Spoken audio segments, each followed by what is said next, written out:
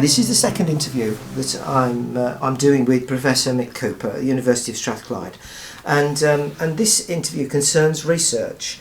And so, from my point of view, recent research has rekindled a number of issues in psychotherapy in the 21st century, many of which were hot topics many years ago when I did my postgraduate training. And I'd like to get your take on a few of them. Firstly, regarding research into psychotherapy in general, what are your thoughts on the debate surrounding the use of randomised controlled trials, which is a method developed for drug treatments, or at least popularly used in medicine and drug treatments? What's your take on it being used in psychotherapy? Well, I think there's two questions here, or two parts of the question really. One is about kind of the philosophy and what RCTs can do, and the other one is the pragmatics of what kind of status they have. I mean, at the moment, RCTs are at the top of the hierarchy of evidence in terms of what kind of evidence is taken seriously.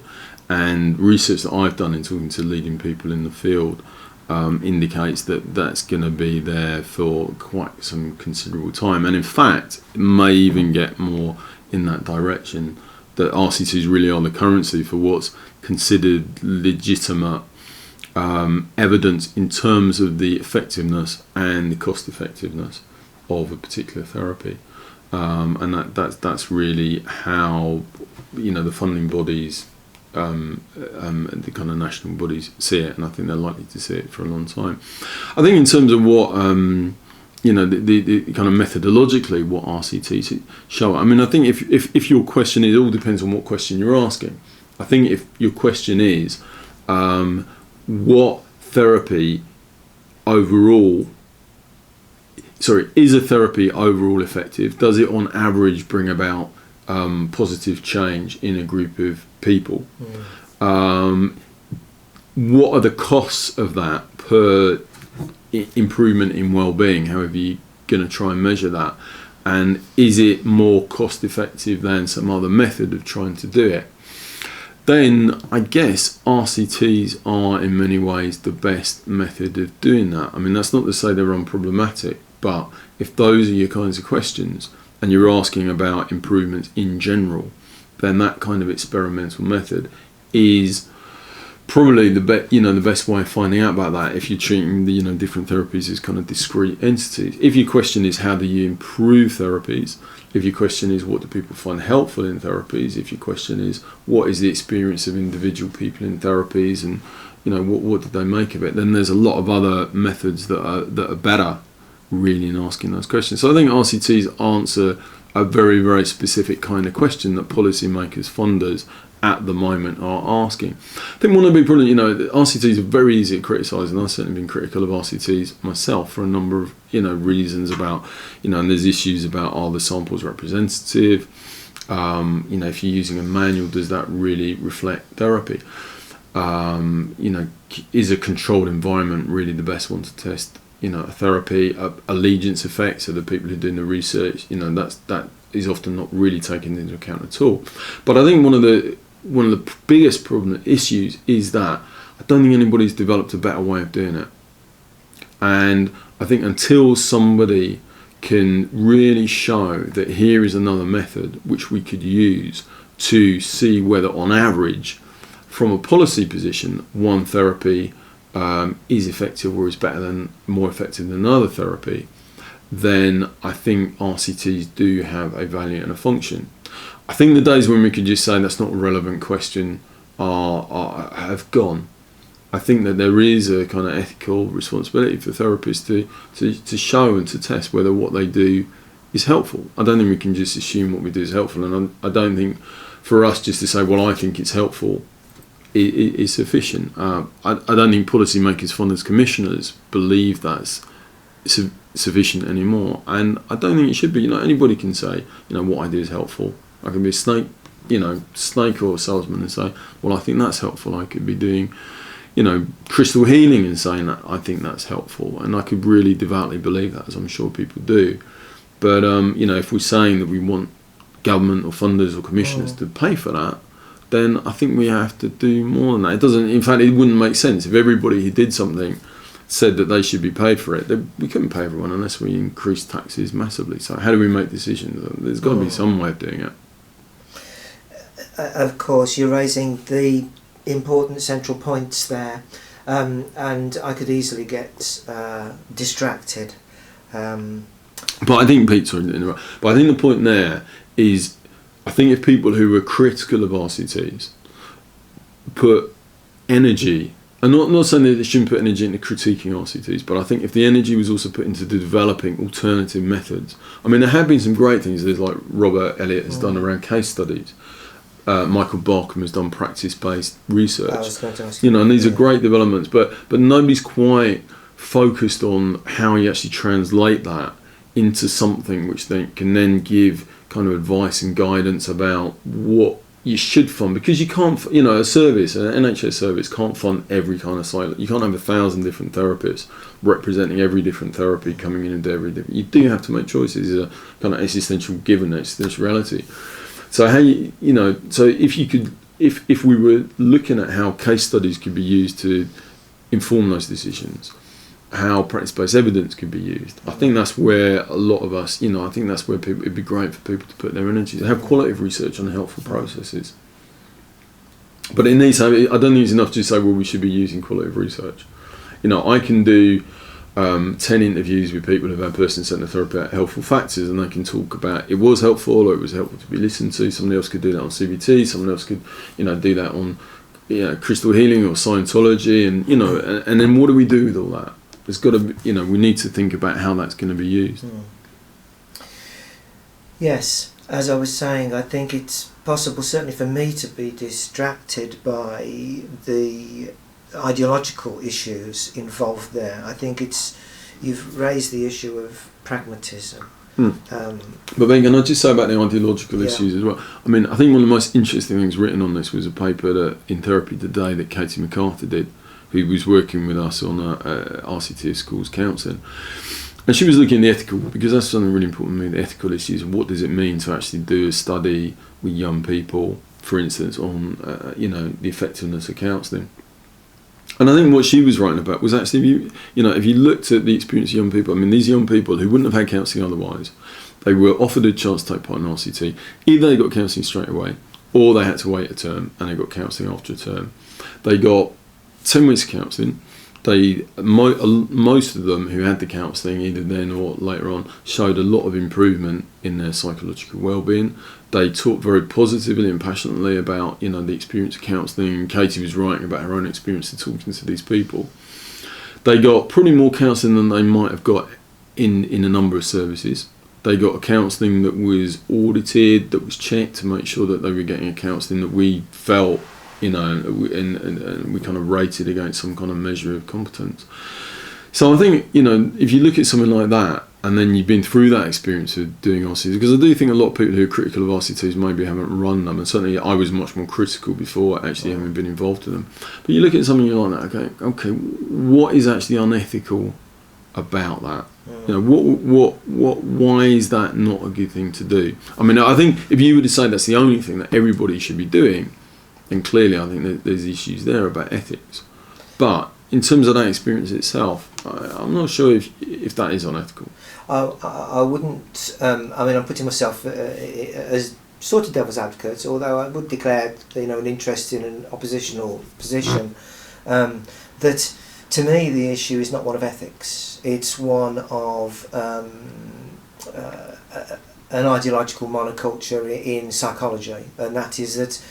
As a psychology undergraduate in the very early 1970s, I lost my love of psychology because of British cognitive psychology and how it systematised and constrained all human functioning to life on radar screens, not white noise and targets and signals and hit rates and miss rates, and that bore zero relationship to me, to a living, functioning human being, and RCTs to me run the risk of demonstrating to us that actually not much has changed. Either you decide to systematise, count, regulate and put in boxes human experience in order that they could be measured, or you let them run free. Because I mean, this is my kind of counter position is not an aggressive stance at all. It's simply to say that there has to be room for the alternative ideology of humanism.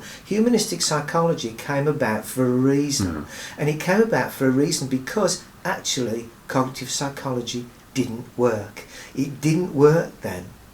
But I think the fact that something has the potential to be associated and aligned with a kind of worldview or a kind of monoculture, I don't think in it is an argument for saying that something thereby is wrong or problematic. I mean, I think that RCTs can be aligned with a kind of way of seeing the world that is perhaps doesn't take into account the kind of human factor, but I don't think at all that means that they have to be. And I think that just as there's a danger of a kind of over-scientistic, over-positivistic monoculture, I think in the counselling and psychotherapy world sometimes there's a danger of a kind of the opposite monoculture, which I think is a kind of slightly... I think it's a monoculture of not taking into account the reality of social context. And I think it's a monoculture which just says, I can do whatever I want and whatever I think is good is de facto good.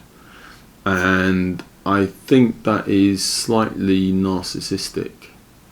As well as being unreal, I think it's slightly narcissistic because it doesn't take into account the fact that everybody else thinks that as well. And I think it's almost a belief that if I believe something is helpful, then because I'm me, therefore it is helpful.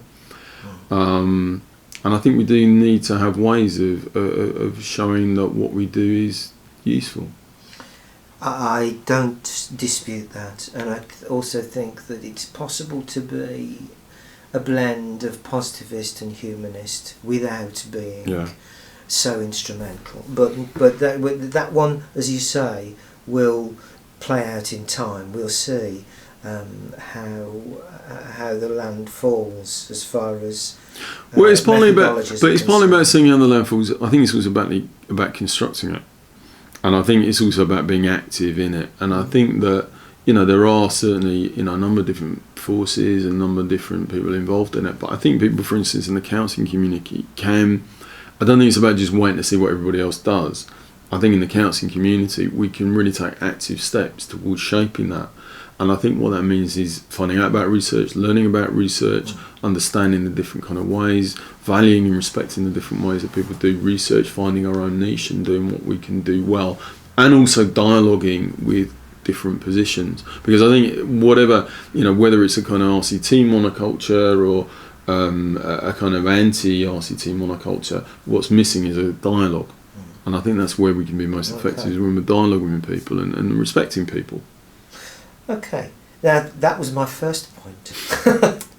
The second is, and I think you've at least nibbled at this, if not covered, not a substantial amount, but you've hinted at it, and that is that some practitioners are concerned that the very act of measuring, or even attempting to measure the therapy process, or anything human for that matter, changes it and risks... well, first of all, changes it, and secondly, then has a more directly important risk, and that is it renders it non-therapeutic. What are your thoughts on that? I think absolutely. I mean, I think on the first point, absolutely, it changes it. I mean, it's like, Heisenberg's uncertainty principle, that you get involved in something and it changes it.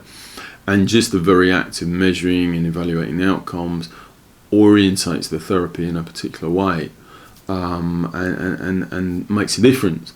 I think in terms of the idea that as a kind of generalisation, it kind of neutralises it under our minds. I mean, I would very strongly disagree with that. The reality is probably it's different for different people.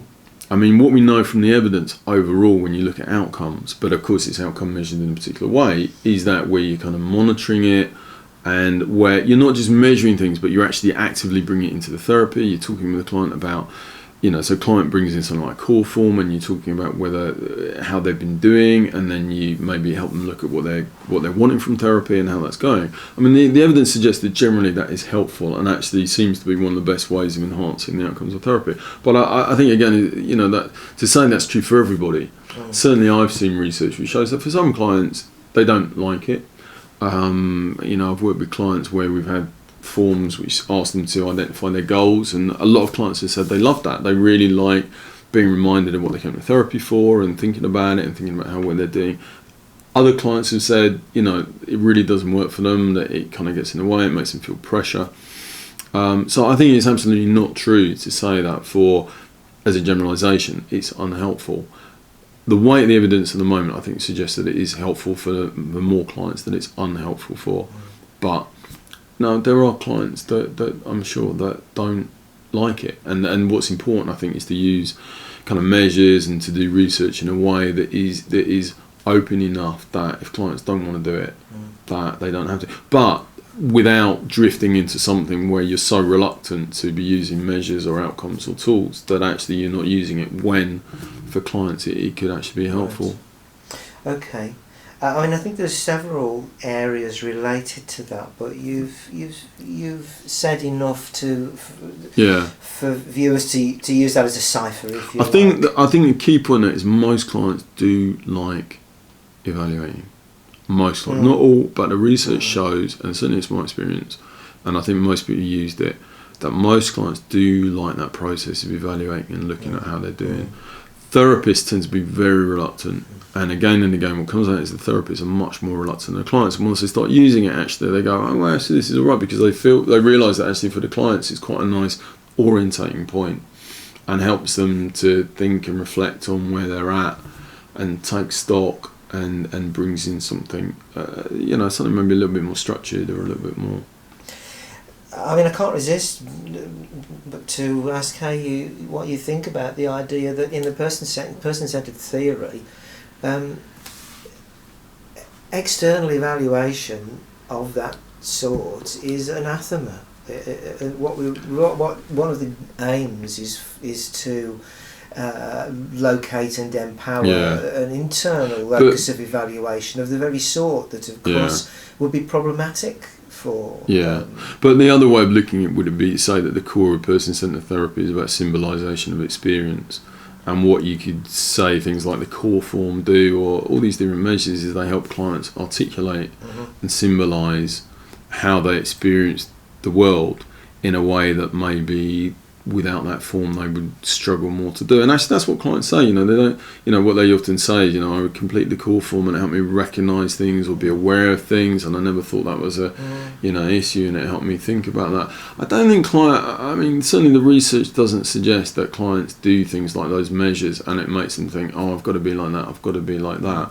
Even things like kind of diagnostic interviews, again, clients often talk quite positively about that, because I think it helps them articulate things, it helps them connect with edges. And sometimes I think we need some help with connecting with the edges of our experience, whether it's through art. Art can be incredibly helpful to help people articulate things. Drama, drawing, music. And I think measures often function in the same way, that it helps people talk about things that maybe otherwise they wouldn't quite have the language for. I understand. This is extremely frustrating, since we've only got a very few minutes, because I really do want to ask you questions about what you've just said. However, we must move on.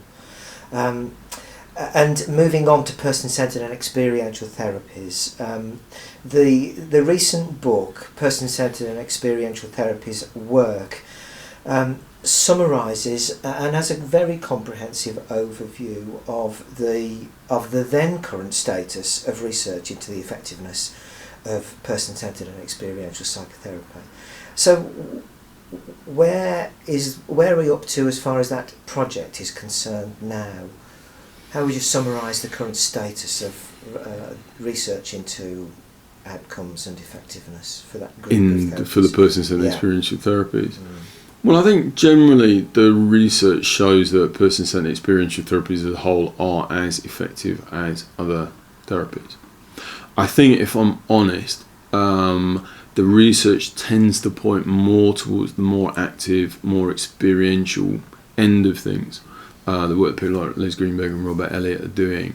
and suggest that perhaps where therapists are more active, using a bit more structured interventions, that does seem to make the person-centered experiential therapy more effective. Having said that, of course, because there's allegiance effects issues, that most of that research has been done by people who believe that. So, it's strong evidence, but I think it would be very useful to have research from other people at the other end of the spectrum to see whether they're also finding that. I think that in many ways that would really add valuably to it. But I think although many aspects of person-centered therapy are very helpful, and I think it's clear from the research body as a whole that the relationship is very important and helps outcomes, and having a therapist that you can trust and you feel care about you. I think increasingly what I've seen in the evidence is that a very non-directive stance for some clients is a problem. Some clients just find that, I think, just want more. They want more input, they want more difference, they want more something added. And I think what we see in the evidence is that clients often want different things, but I think the research tends to go against the kind of rigidly non-directive position. But again, that's my allegiances coming out there. So, well, yes, it's also, of course, as you speak there, I have these various fantasies of what that might be like, and realise that there are certain caricatures. And I wonder whether good classical non-directive therapists are very much like the caricatures, and whether what we might be talking about is a difference between good therapy and not so good. I don't think so, actually. I mean, in research that we've done ourselves, we've seen this come out. And it hasn't been with bad therapy. I mean, it's been with very good therapists, but it's been with therapists who are very reflect. I mean, I've seen it in my own work, in the way clients respond sometimes how I am. Clients sometimes just say they want a bit more, and particularly around, sometimes around silences, sometimes around just feeling that they want more input. They want more things to think about. I think sometimes it's a bit like someone going for a massage, and I think person-centered therapies is sometimes like quite a kind of gentle massage, and I think it's safe, and somebody isn't going to get particularly hurt by that, but I think sometimes people come out saying, I wish they'd dug a bit deeper, and it might have hurt at the time, but actually that's what I wanted. It would have felt a bit more like somebody was getting the grips with something. And it's not true for all clients, and I think that's a very safe position, but I think that's, for me, where the evidence is pointing, is more towards a bit more intensity. I think person-centered therapists can allow themselves to engage with a bit more intensity, and that mimight be through particular techniques, as with the kind of emotion-focused techniques. I suspect that might also be through kind of more relational intensity. It might even be through a more kind of immediacy. Although, I mean, the evidence there is more mixed around the actual helpfulness of that. But I think it's just something more active. If you do more is likely to happen. I think is what this research suggests. Okay, well, that's very interesting. Things to think about there. Moving on again.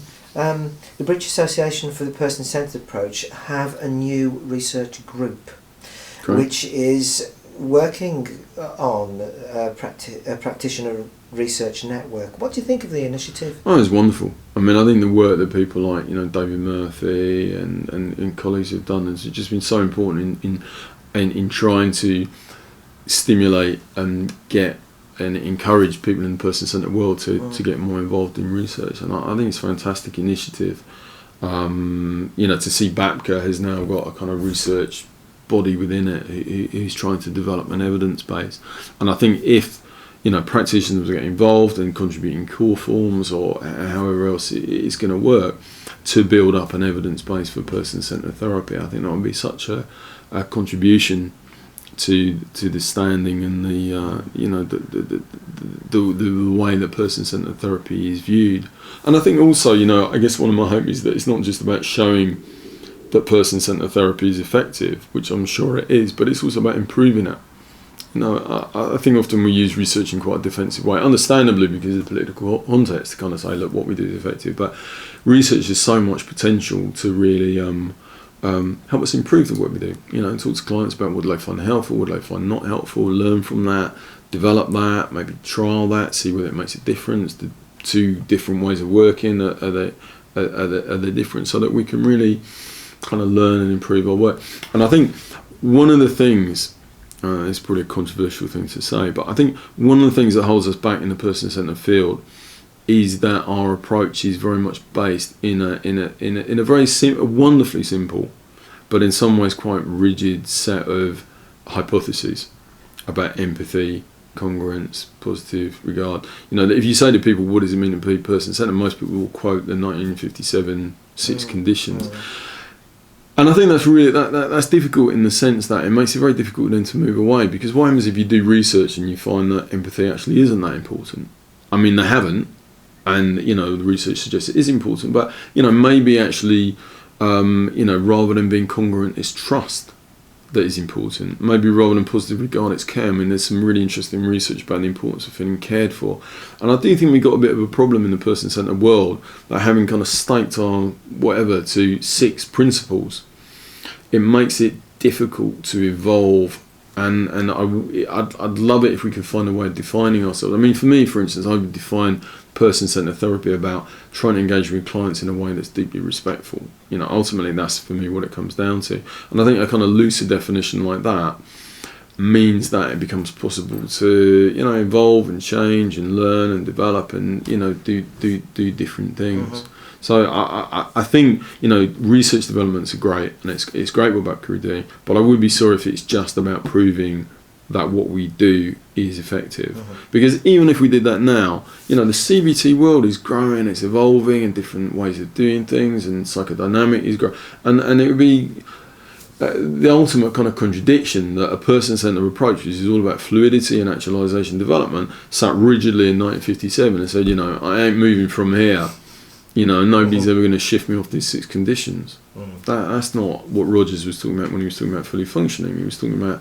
So I think, you know, and he was also saying about that, you know, fully functioning is about not having a fixed self-concept. It's about evolving and changing and growing. So I think we have to find a way of allowing ourselves to do that. But I'm not quite sure we're there yet with that. And if there was one thing you would like to see person-centred and experiential practitioners doing to help build a research evidence base, what would you suggest they did? People out there doing the job? I think it's what's happening at the moment. I think the work that BAPC is doing in terms of linking people up and collecting evidence of what practitioners are doing and drawing that together into a unified body, or beginning to coordinate that. I think that really is the first step. I think that absolutely bang on that's the first step. I don't think it's the only step. You know, ideally in the future I'd love to see more people thinking about, you know, doing qualitative research, doing case studies, maybe even thinking about more experimental research, trialing, you know, trying out different ways of working, seeing what makes a difference. But I think right now, coordinating it, practice-based evidence, practitioner research networks is really the way forward. I really, really hope people will get involved in that, because I think there's always a danger of thinking that somebody else is going to do it for you. And actually there isn't people. There's a handful of academics in the person-centered world, and there's nobody out there who's just going to do it. I think for people who are interested and care about the future of the person-centered, or you know, other therapies like existential therapy and the smaller therapies, I think it's important for people to understand that unless they're involved, then things ain't going to happen. It's a great place to finish. Thanks very much, Mick.